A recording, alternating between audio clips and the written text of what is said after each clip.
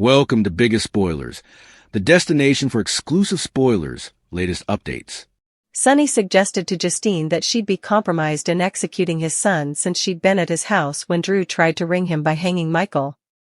Agreeing, Justine stated she'd be relieved to recuse herself if the DA's office charged Michael because she knew Willow was shamefaced. Also, Sonny wondered why anyone had to be charged, since Drew had a lot of adversaries in city and any one of them could have shot him. Justine suffed that Alexis had given every defense attorney in city a roadmap on how to get their customer acquitted. Sonny allowed that whoever was fulfilled next was going to get off because no jury would condemn someone for shooting a snake like Drew. Justine maintained that everyone merited justice, but Sonny mused that the case should be remitted as unsolved because Drew formerly got what he deserved: limited choices.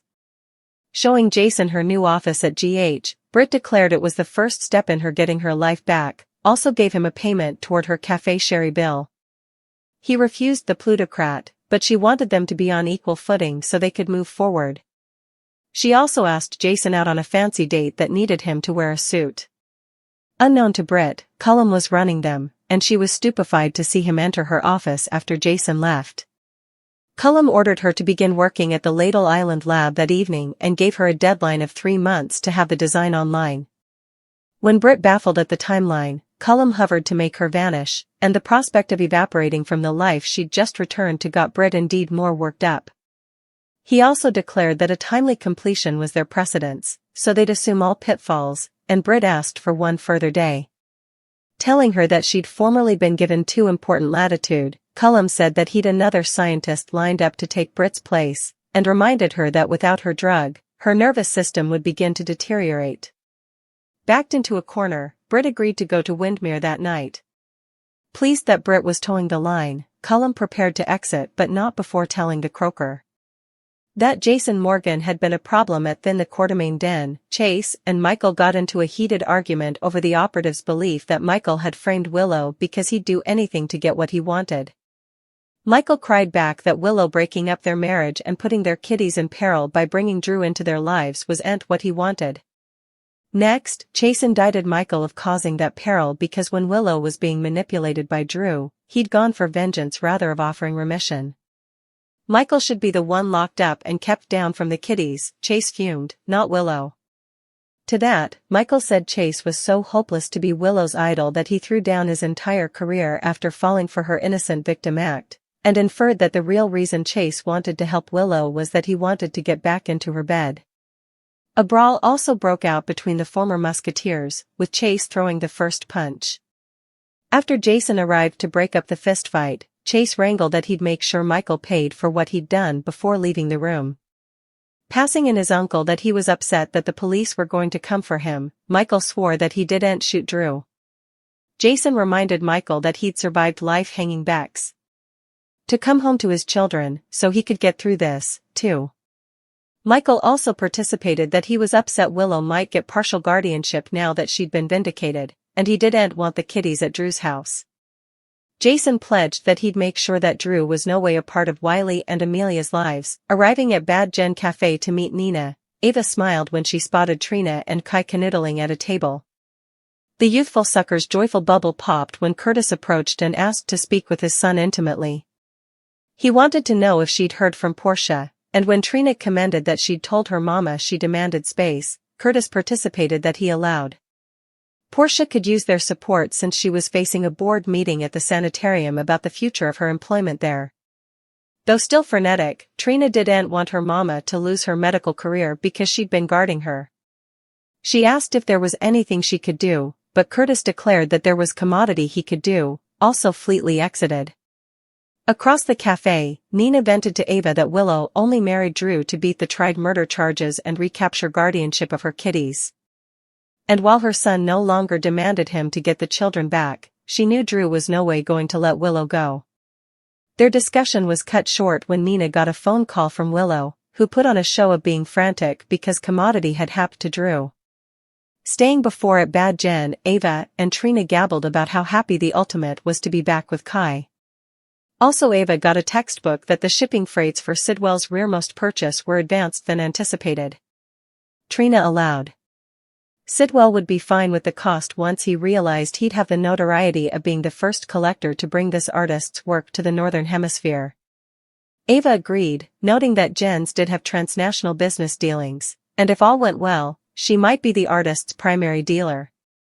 Trina also advised her master to be careful since she'd heard Sidwell might be a dangerous man, but Ava comforted her protégé that she knew how to deal with men like Jens.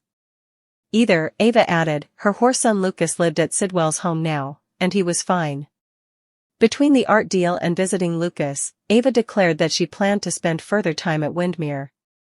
As Portia arrived at the sanitarium for a meeting regarding her suspense, she was brazened by Stella.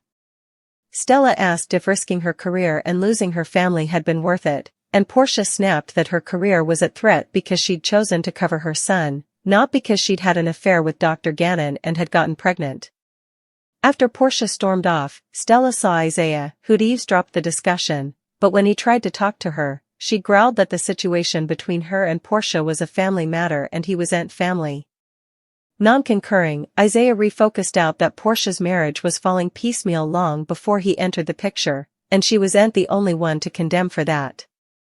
Stella was taken suddenly when Isaiah noted how she's known around the sanitarium for being fair and kind and asked her to extend that same grace to Portia.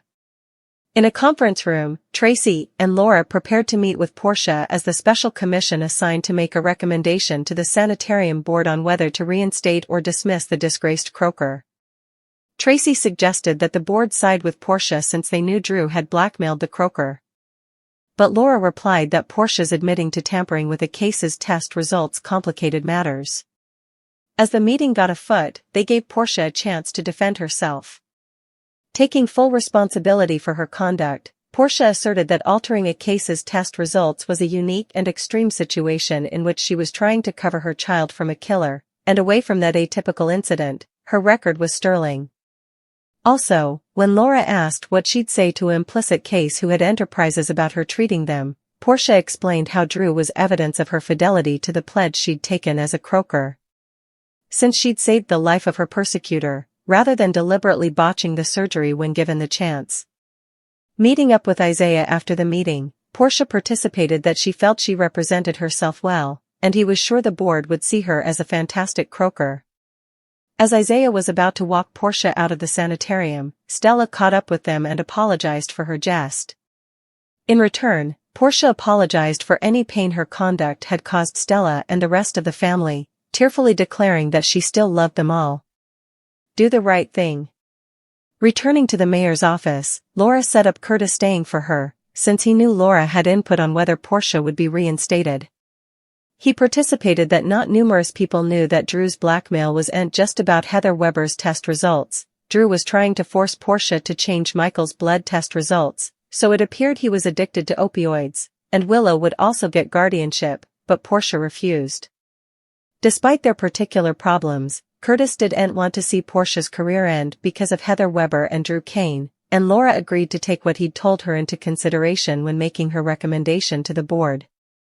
As he prepared to leave, Laura noted how, despite the fermentation, he and Portia had come together for a common thing, and she hoped they flashed back that they were able of working together if the baby turned out to be his. Since he missed out on raising Trina, Curtis replied, this baby felt like an alternate chance, and he just wanted to be the stylish father possible. Discussing Willow's vindication with Elizabeth, Lucas confided his friend for the way she put herself on the line for Willow, and Liz commended that she was hoping they could each now move on with their lives. Lucas wondered when Willow was returning to work, and Liz joked that she looked forward to having the nanny back if Drew let her go back. As they talked about how controlling Drew was when it came to his woman. A call came into the nanny's Mecca, waking Liz that a critical case was about to be brought in. That case turned out to be Drew. Willow fed Liz a fabricated interpretation of events, telling her that indeed though Drew had a horrible headache, they'd celebrated her vindication with champagne, but after one belt, Drew began warbling his words, also collapsed. As Liz assured her worried friend with a clinch, Willow asked if she had gotten him help in time. Latterly, Willow continued her distraught woman act when Nina arrived with Kai, who had driven her there from the cafe. Stepping away to call Drew's adjunct, Kai watched Willow sob to her mama about how spooked she was and recalled Trina's conclusion that Willow had every intention of killing Drew the night of the firing. Stepping off the elevator, Tracy came across Nina and Willow, and joined them and Kai to stay for word on Drew. Approaching the group, Lucas participated that his original opinion was that Drew had suffered a massive stroke. Dr. Jones cautiously told Drew's family that while it would be a while before they knew if he'd recover, some stroke cases could have impairments laterally, and Willow cried over the possibility of Drew having limited mobility. After the update from Lucas, Kai went to make further phone calls, and Willow excused herself to go to the bathroom. Alone with Tracy, Nina suggested they stay auspicious for Willow's sake, but Tracy chortled that the idea of her whoreson potentially being a vegetable was air eventually coming for Drew. Down the hall, Willow took the hype. She'd used to fit Drew out of her bag and surreptitiously ditched it into one of the sanitarium's needle holders. Do you suppose that Willow intended to kill Drew or put him in a permanently vegetative state? Should Britt break effects off with Jason to keep him safe? Does Portia earn to be reinstated as co-chief of staff? Partake your prognostications about the rearmost occasion of GH in the commentary below. Port Charles found itself standing at a crossroads, caught between moments of hope and the shadow of vengeance, as a spiritual beginning unfolded alongside bitter accusations and simmering fury. What should have been a day of renewal and reflection instead became a battlefield of words, secrets, and unspoken threats, all tied to the shocking collapse of Drew Kane and the growing storm surrounding those closest to him. The atmosphere was heavy with contradiction.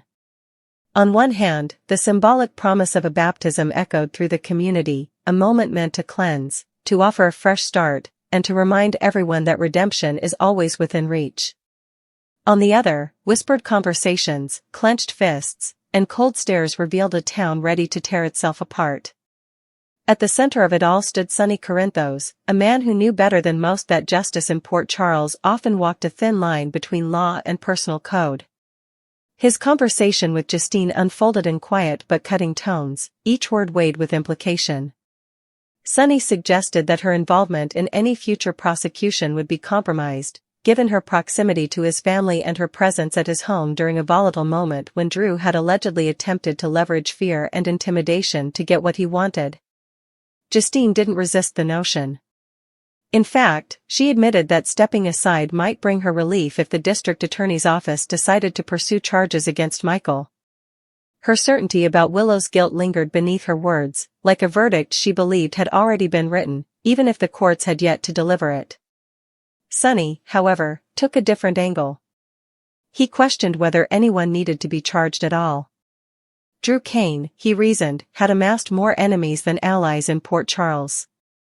If someone had pulled the trigger, it could have been any one of a dozen people who felt wronged, manipulated, or threatened by him. Justine sighed, acknowledging that Alexis had effectively handed every defense attorney in town a blueprint for dismantling a prosecution. The legal system, she feared, had been weakened by its own precedents. Sonny, never one to shy away from blunt honesty, suggested that no jury in their town would ever convict someone for taking down a man many saw as a snake. To him, Drew's fate felt less like a crime and more like karma catching up. Justine pushed back, insisting that justice wasn't something that could be selectively applied. Even those who made enemies deserved the protection of the law.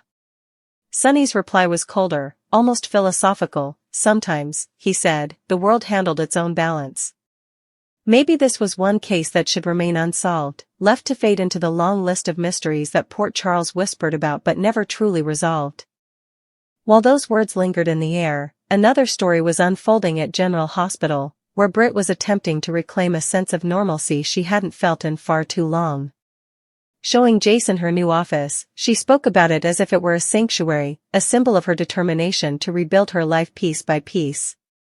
She even offered him money toward an old debt, wanting to erase any lingering sense of imbalance between them.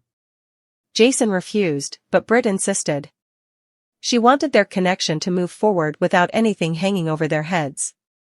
With a hint of nervous excitement, she invited him out on a formal date, one that would require a suit and a willingness to step into a world of elegance and possibility. What Britt didn't know was that her fragile sense of peace was being watched from the shadows. Cullum, a figure who seemed to thrive on control and intimidation, followed her movements. As soon as Jason left, Cullum made his presence known, stepping into her office like a storm cloud rolling in on a clear day. He didn't waste time on pleasantries. He issued an order. Britt was to report to the lab at Spoon Island that very night. The deadline he gave her was merciless: 3 months to bring a mysterious project online. When Britt balked, pointing out the impossibility of such a timeline, Cullum's response was chilling. He reminded her how easily people disappeared in Port Charles, how fragile a second chance at life could be when the wrong person decided it should end. The threat struck deep. Britt had just begun to believe in her future again, and the idea of being erased from it sent her into a spiral of fear and frustration. Cullum, unmoved, declared that speed mattered more than safety. Risks would be taken, consequences be damned. Desperate, Britt asked for one more day. Cullum refused. He claimed he already had another scientist lined up, someone ready to take her place. Then he delivered the final blow, reminding her that without her medication, her own body would begin to betray her, her nervous system slowly deteriorating. Cornered, Britt agreed to go to Windermere that night. As Cullum turned to leave, he offered one last warning. Jason Morgan, he said, was becoming a problem. And problems, in Cullum's world, were dealt with permanently. Elsewhere, anger erupted in the Quartermain den, where old friendships cracked under the weight of betrayal and blame. Chase and Michael faced off, their voices rising with every accusation. Chase accused Michael of framing Willow, of being willing to sacrifice anyone and anything to get his way. Michael fired back, his rage raw and unfiltered. He accused Willow of tearing their family apart, of endangering their children by bringing Drew into their lives. Chase didn't back down. He argued that Michael had only made things worse by choosing revenge over forgiveness, by allowing Drew's manipulation to spiral out of control. In his eyes, Michael was the one who should be locked away, not Willow. Michael's response cut deep. He accused Chase of throwing away his career just to play the hero for a woman he believed was manipulating everyone with an act of innocence. He implied that Chase's true motivation wasn't justice, it was desire. The words landed like a match to gasoline. Chase swung first. The fight was brutal, fueled by years of resentment and heartbreak. It took Jason stepping in to pull them apart. As Chase stormed out, he hurled a final promise over his shoulder: Michael would pay for what he'd done. Shaken, Michael turned to Jason and admitted his fear. He worried the police were closing in. He swore he hadn't shot Drew, that he wasn't the monster everyone seemed to think he was. Jason reminded him of what he'd survived before: burns that nearly took his life, a long road back to his children. This, he said, was just another trial to endure. But Michael's fear went beyond himself. He worried about Willow regaining partial custody now that she'd been cleared. He didn't want his children anywhere near Drew. Jason made a promise of his own. Drew, he said, would never be part of Wiley and Amelia's lives. Across town at Bad Gen Cafe, life briefly shimmered with something softer. Ava spotted Trina and Kai together, their laughter and closeness forming a bubble of happiness that seemed almost out of place in a town so steeped in drama. Curtis shattered the moment, pulling Trina aside to talk about Portia. The hospital board was meeting to decide her future, and despite everything, Trina didn't want her mother to lose her career for trying to protect her. Curtis left with determination in his stride, ready to fight for Portia's chance at redemption. Back at the table, Nina vented to Ava, convinced that Willow's marriage to Drew had been nothing more than a strategic move to beat her charges and regain custody. Even now, Nina believed Drew would never truly let Willow go. Her rant was cut short by a phone call. Willow's voice on the other end was frantic. Something had happened to Drew. While Nina rushed off, Ava and Trina discussed art deals and dangerous collectors, unaware that their casual conversation was unfolding in a world where danger lurked in every corner. Ava mentioned plans to spend more time at Windermere, unknowingly drawing closer to the same web that had ensnared Britt. At the hospital, Portia faced her own reckoning. Stella confronted her, questioning whether risking everything had been worth it. Portia fired back, saying she'd chosen her daughter over her career, over everything. Later, in a tense meeting with Tracy and Laura, Portia took full responsibility for altering test results, framing it as an extreme act born of fear for her child's life. She spoke of her oath, of saving Drew's life even when she'd had the chance to let him die. Her words were raw, emotional, and resolute. Afterward, Curtis met with Laura, revealing the full extent of Drew's blackmail. It hadn't just been about Heather Weber, it had been about trying to manipulate Michael's medical records to give Willow custody. Laura promised to consider this when making her recommendation. Then came the moment that would ripple through every corner of Port Charles. Drew was rushed into the hospital.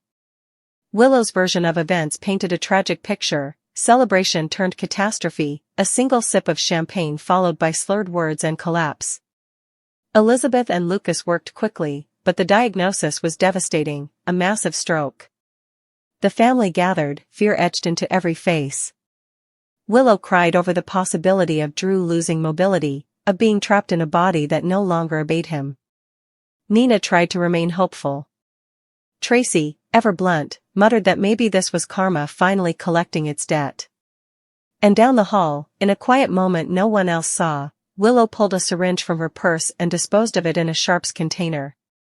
A silent act that spoke louder than any angry threat ever could. As the day drew to a close, Port Charles stood on the edge of something irreversible. Baptism and beginnings clashed with violence and vengeance. Encouraging words offered light in the darkness, while furious promises of payback echoed in every confrontation.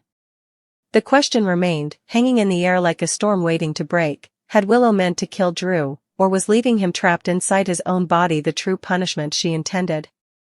And in a town where forgiveness and fury walk hand in hand, one thing was certain: nothing would ever be the same again.